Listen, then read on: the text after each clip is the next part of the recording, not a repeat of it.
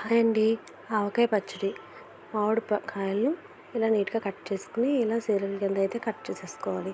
దానిలో ఉన్న పప్పుని లేయర్ని అయితే తీసేసుకోవాలి. ఈ లేయర్ ఉండడం వల్ల పచ్చడికి మనకి టేస్ట్ పోతుంది. పప్పు కూడా తీసేసుకోవాలి. వాటిని అయితే మనం నీట్గా ఇప్పుడు చిన్న చిన్న పీసెస్ కింద అయితే మామిడికాయ ముక్కల్ని కట్ చేసేస్తూ ఉంటాం. ఇప్పుడు మనకు కావాల్సిన మసాలా అయితే రెడీ చేసేసుకుంటున్నాం. ఆవపిండి, ఒక గ్లాస్ ఆవపిండి తీసుకోవాలి. దానికి తగ్గ సేమ్ క్వాంటిటీ కారం కూడా తీసుకోవాలి. మనకి మసాలా ఎంత పడుతుందో ముక్కలు కూడా అంతే వచ్చేలా అయితే చూసుకోవాలి. అప్పుడే మనకి గ్రేవీకి ముక్కలకి సేమ్ క్వాంటిటీ అయితే సరిపోతుంది. సపోజ్ ఒక గిన్నె మసాలా వచ్చిందంటే గిన్నెలు ముక్కలు అయితే వచ్చేసేయాలి. అప్పుడైతే పర్ఫెక్ట్గా అయితే పచ్చడి అయితే ఉండడం జరుగుతుంది. దానిలో కొంచెం మెంతులు, వెల్లుల్లిపాయ రేకలు అయితే వేసేసుకోవాలి.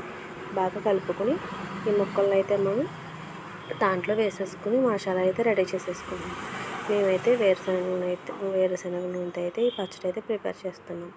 డబ్బాలో అయితే స్టోర్ చేసేసుకోవాలి. మీరైతే ఇలాగే చేస్తారా? ఆవకాయ పచ్చడి కామెంట్ బాక్స్లో కామెంట్ చేయండి. నేనైతే అయితే టేస్ట్ అయితే చేసేసాను.